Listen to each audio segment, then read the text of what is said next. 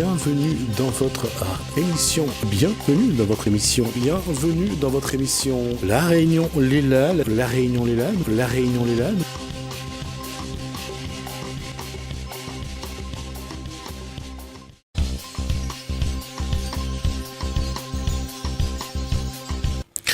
Et si on causait pour une fois sécurité routière, on parlait de ce qui marche, de ce qui ne marche pas, et de savoir comment ça roule sur nos routes. On voit ça dans Causement Réunionnais.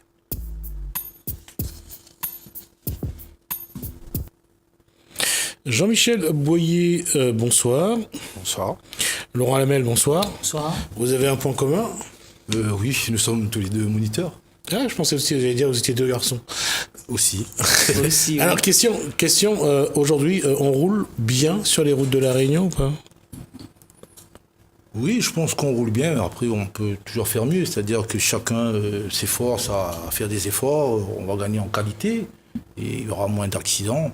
Mais surtout, ce qu'il faut comprendre, c'est que la route, ça se partage et tout le monde n'a pas compris tout ça. Mais vous savez combien de temps vous êtes moniteur d'auto-école de deux ? Moi, ça fait 6 ans et Laurent... Ça fait à peu près 8 ans. Voilà. Dans ce laps de temps, les comportements ont changé ou entre le moment où vous avez eu votre permis, vous, et aujourd'hui, ou au moment où vous avez commencé à être moniteur, vous avez constaté de vrais changements ou pas dans les comportements des gens au volant ? Oui, malheureusement, ça part un peu plutôt vers le négatif parce que on constate en fait les gens ils ont le permis, mais après le permis, ils ont tendance à oublier les bases, à ne pas les mettre en pratique. Et du coup, on se rend compte qu'on voit déjà le nombre d'accidents qu'il y a. Déjà, on est à 14 morts déjà, je crois, depuis le début de l'année. Donc ça fait... J'allais dire, est-ce que quand vous êtes comme vous, moniteur d'auto-école, je pense que ce que vous voyez avant tout, c'est le danger. Ou le danger qui vient souvent des comportements parfois inadaptés au volant. Alors, comment vous anticipez ? Parce que lorsque vous prenez des jeunes qui ont entre 16 et 18 ans, comment vous les amenez à avoir un comportement, et sachant qu'ils ne vont pas le garder non plus, d'ailleurs ? En fait, nous, on travaille avec le RMC, c'est-à-dire le référentiel d'éducation mobilité citoyenne, c'est en fait une charte, une trame qu'on doit quand même qu'on doit travailler dessus. En fait, l'élève qui arrive, il faut qu'il acquiert des bases. Des bases seulement, il y a un savoir-faire déjà, un savoir-être qu'il va développer après, quand il sera conducteur. Mais d'abord, il y a un savoir-faire. Donc nous, on est là surtout pour leur apporter ce savoir-faire, dans des explications, dans des schémas, de la pratique. Parce que la conduite, c'est beaucoup vraiment de la pratique, quoi. Les élèves qui vont à l'école, ils sont formatés un peu pour la théorie. Et nous, c'est plutôt de la pratique qu'on leur demande. C'est pareil, Laurent ? Je rejoins totalement ce que disait Jean-Michel. C'est vrai que l'enseignement de la conduite automobile diffère, je dirais, totalement de l'enseignement scolaire. Sur l'enseignement scolaire, on est basé sur emmener l'élève à se concentrer. Alors que nous, en phase de conduite, on lui dit surtout qu'il ne faut pas se concentrer. Il faut être attentif à son environnement. Et cette notion de partage de la route, c'est vrai que d'année en année, les gens s'individualisent de plus en plus. Et donc, du coup, dans le côté social, je trouve que le PMI, il faut qu'on aille de plus en plus en profondeur pour contribuer à l'éducation de ces jeunes-là, et c'est de plus en plus difficile. À votre époque, les moniteurs essayaient de vous inculquer quoi ? Et aujourd'hui, vous, en tant que moniteur, qu'est-ce que vous essayez d'inculquer aux jeunes qui arrivent ? D'abord, à votre époque, qu'est-ce qu'on a essayé de faire rentrer dans votre comportement ? Si je prends mon époque, j'essaie de remonter un petit peu dans le passé. Je me rappelle quand j'ai passé mon PMI, on me laissait conduire. Et les plus grosses difficultés, c'était de démarrage en côte, faire un créneau. C'était tout ce qu'il y avait comme difficulté qui était mis en avant. Aujourd'hui, nous, on arrive dans une phase de formation où on essaie de faire comprendre aux parents et aux futurs conducteurs et conductrices que cette notion de maniement du véhicule de base au travers des pédales, une boîte de vitesse, un volant, ça va occuper grosso modo 10% du PMI. L'idée vraiment, c'est de faire émerger une certaine synergie autour du comportement, amener l'enfant ou le jeune, ou le futur conducteur, qui que ce soit, à une une remise en question de sa capacité de conduite, adaptée à son environnement et à son partage de la route avec les autres. Et alors qu'en montant, on n'effleurait même pas ce dispositif-là. On était vraiment sur une base qui était, tu vas passer ton PMI, il y a un petit démarrage en côte, il faut arriver à faire le démarrage en côte, il faut faire un créneau, et c'était quasiment tout. Jean-Michel, vous voyez, là, je reviens sur la deuxième partie de ma question, c'est que ça, c'était à votre époque, lorsqu'on vous demandait de vous préparer à conduire. Aujourd'hui, il y a un élément qui rentre en compte. Est-ce que c'est le fait qu'il y a beaucoup plus de voitures sur les routes? Est-ce que c'est que le comportement des jeunes ont évolué avec la technologie? Ils sont un peu moins attentifs, ils sont un peu plus dans l'émotion, dans la sensation? Ou est-ce que tout simplement que la technologie a simplement changé le comportement, la façon de rouler? Je pense qu'en fait, comme moi je dis aux élèves, dans l'apprentissage, il y a deux parties. Une partie mécanique. Mais je pense qu'anciennement, on était plutôt axé sur la partie mécanique, c'est-à-dire plutôt le savoir-faire, démarrage en côte, comme Laurent dit, mais on n'était pas dans la partie cognitive, c'est-à-dire la partie analyse. Et nous, ce qu'on apporte en tant qu'enseignant, enfin, nouvelle génération, on va dire, c'est cette partie cognitive, cette partie analyse où on peut vraiment modifier son comportement en fonction de la situation qu'on va avoir. C'est là que nous, on intervient.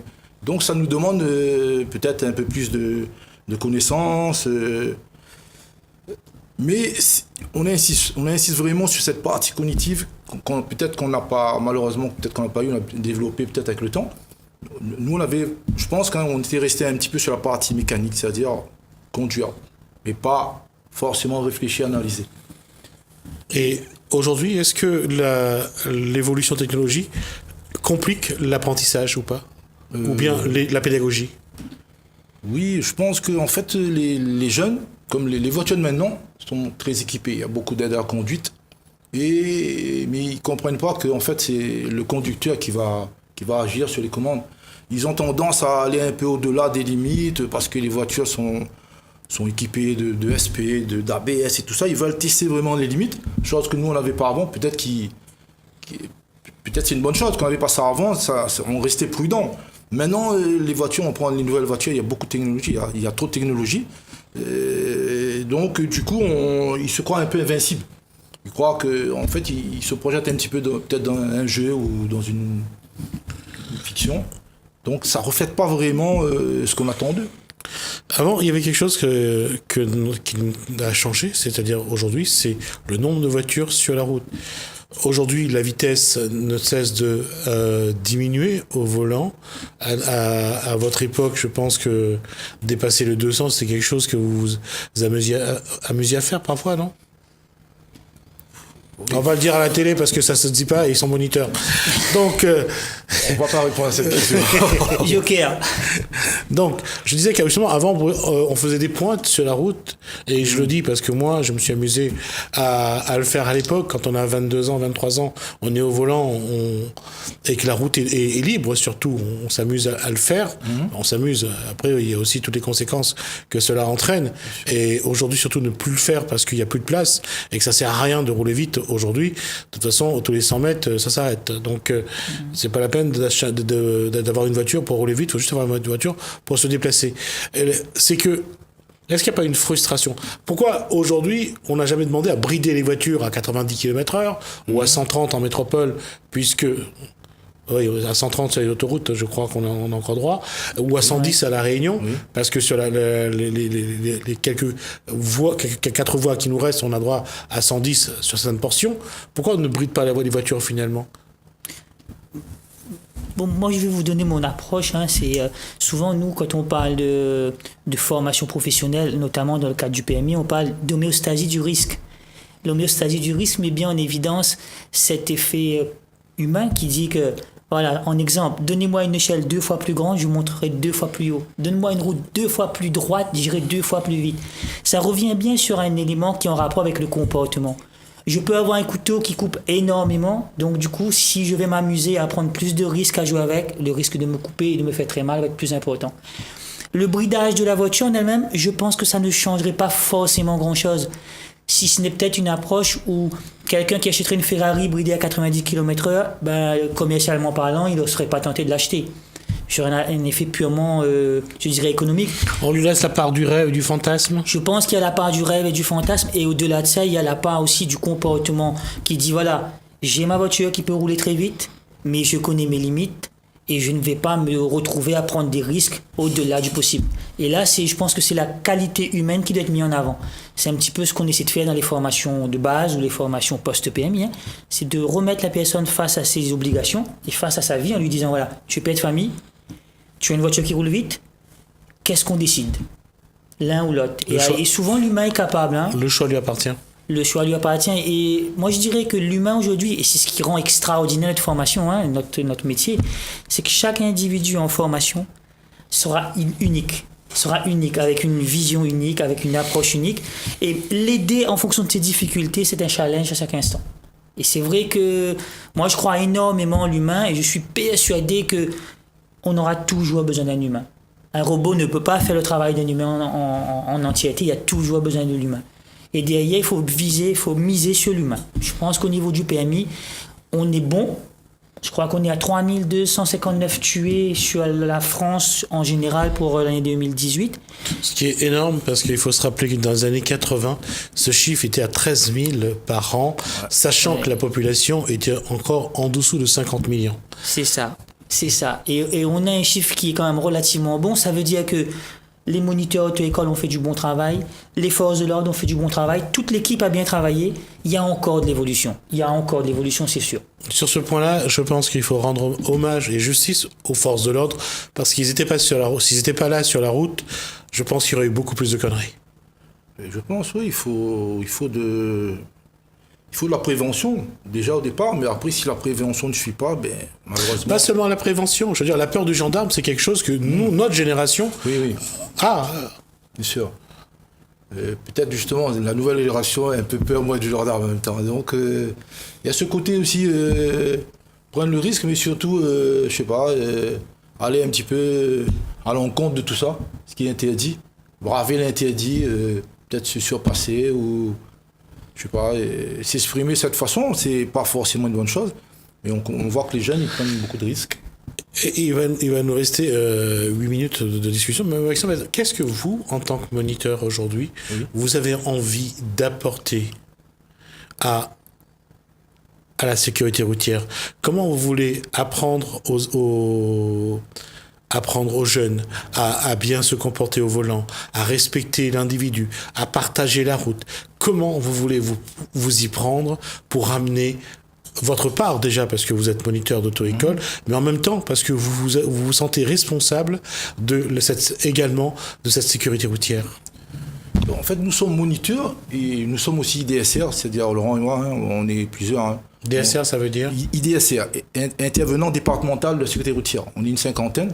Alors, je leur fais un coucou et puis bon courage. On intervient aussi au-delà du métier de moniteur.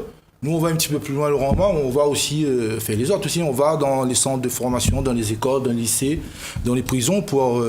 Des fois, moi, j'interviens au SPIP, les gens qui sont déjà condamnés. Et moi, en fait, ce que je veux leur apporter, c'est une réflexion. On parle des gens en prison. Des gens qui sont en prison ou qui ont été condamnés. Qui sont condamnés, mais ils sont en milieu ouvert, ils ne sont pas en prison. C'est-à-dire qu'ils sont condamnés pour des délits routiers. Alcoolisme, délit de fuite, etc. Quoi. Je veux dire, conduite sans assurance et tout ça. Les conduites sans permis. Hein. Oui, aussi. Donc, nous, ce qu'on veut leur apporter, c'est une réflexion. Une réflexion. Parce que des fois, on a tendance à vouloir faire ce qu'on veut et à pas penser au risque. Donc, il faut vraiment que tout le monde se remette en question pour voir que justement tout ça change et que sur la route, il y aurait moins d'accidents. Si on se comporte et on respecte, après, on ne peut pas respecter à la lettre le code de la route et tout ça, c'est difficile. On ne peut pas être parfait. Mais je veux dire, si on se rapproche déjà à respecter les autres, je pense que déjà on aura gagné. Nous, on essaie d'inculquer aux élèves ça. On ne les prépare pas seulement pour l'examen, mais on les prépare surtout pour la suite, leur vie d'automobiliste, ce qu'ils vont faire après. Donc, on est là pour éveiller leur conscience et voilà, les suivre un petit peu après. La même question, Laurent, par rapport à ce que vient de dire Jean-Michel. C'est la même démarche? C'est plus ou moins la même démarche. C'est vrai que l'idée globale, bon, je suis en voiture assez souvent, j'interviens souvent en établissement scolaire, et la finalité reste la même. C'est de dire, de démystifier la voiture en disant, conduire une voiture n'est pas difficile. Appuyer sur des pédales, passer des vitesses, c'est pas le plus compliqué. Par contre, comprendre l'utilisation du véhicule, l'intégrer comme un moyen de déplacement pour aller travailler et gérer sa prise de risque, ça c'est quelque chose qui n'est pas forcément facile. On est sur une tranche de la population qui est limite cyberconnectée, hein, la fameuse tranche de la population qui est sur cette génération Z là, qui est hyper connectée. Tout notre fonctionnement pédagogique est obligé de se calquer là-dessus. Donc là, aujourd'hui, on parle de plus en plus d'utiliser des simulateurs de conduite en phase d'apprentissage. On parle de mettre plus en rapport l'élève par rapport au risque pour qu'il arrive à comprendre. Sur le papier, ça fonctionne bien.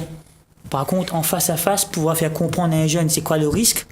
Quand il est encore jeune, le risque, c'est un peu éloigné de lui. Il est encore dans la phase de jeu. Il entend, il comprend, mais il ne conscientise pas forcément tout de suite. Comment faire, justement, pour que le jeune qui ne garde pas en lui la notion de danger, la notion de responsabilité, justement, et change de comportement et intègre plus rapidement, et surtout le garde en lui, cette notion, justement, de responsabilité?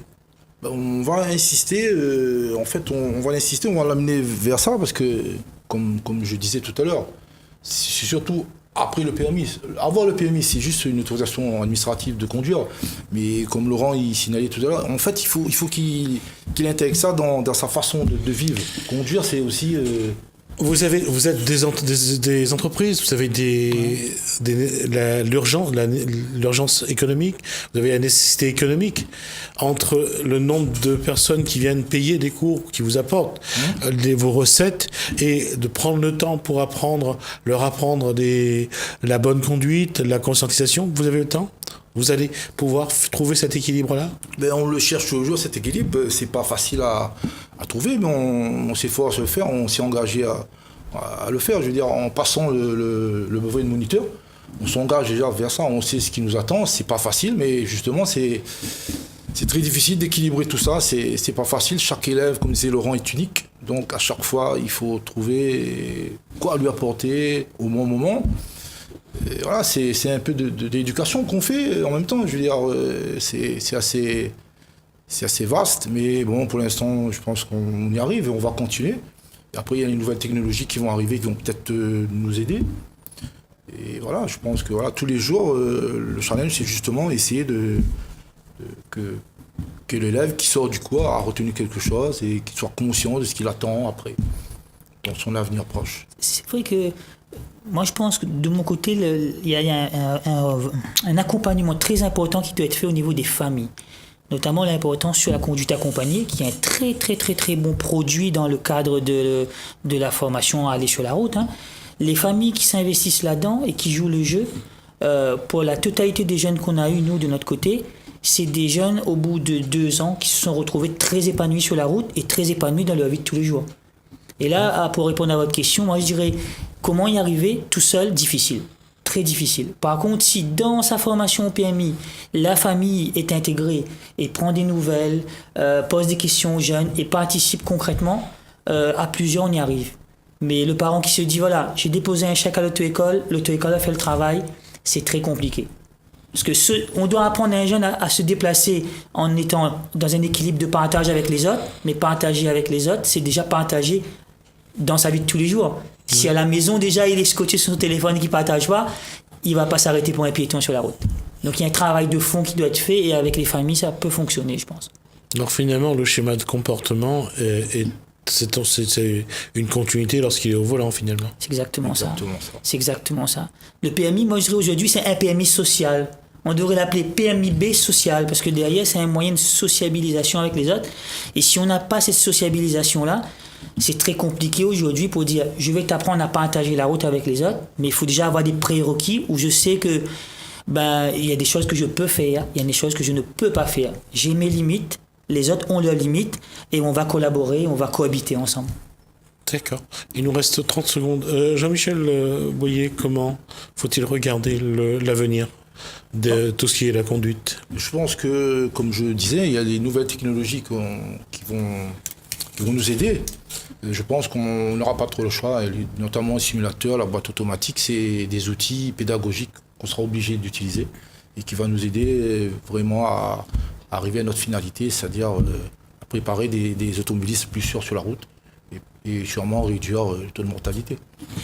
Merci Jean-Michel Boyer. Donc on arrive au terme de ces 20 minutes d'échange. On aura l'occasion de revoir Jean-Michel Boyer et j'espère aussi Laurent Alamel sur ce plateau pour nous parler de sécurité routière jusqu'à ce qu'on arrive à trouver un rythme pour voir justement comment apporter à notre niveau avec Jean-Michel Boyer, avec Laurent Alamel, un plus à la sécurité routière, voir aussi si on peut faire prendre conscience aux plus jeunes que conduire, c'est avant tout, c'est pas seulement un plaisir, mais c'est aussi une responsabilité parce que il y a plusieurs vies à ce moment-là qui est en jeu. Merci à vous, messieurs. Merci beaucoup.